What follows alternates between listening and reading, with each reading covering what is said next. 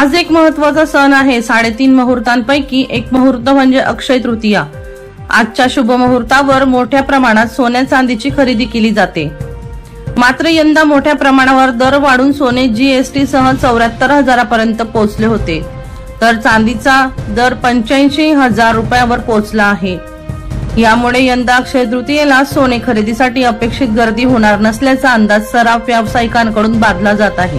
गेल्या अनेक दिवसांपासून सोन्या चांदीच्या दरात वाढ होत असल्याचं चित्र आपल्याला पाहायला मिळत आहे। मात्र आज अक्षय तृतीयेच्या शुभ मुहूर्तावर सोन्याच्या दरात थोडीशी घसरण झाल्याचे पाहायला मिळत आहे। मार्च आणि एप्रिल या 2 महिन्यात सोन्याच्या किमतींनी नवीन विक्रम उंचांकावर मुसळी मारली। सोन्याच्या खरेदीला संपूर्ण भारतात विशेष महत्त्व आहे।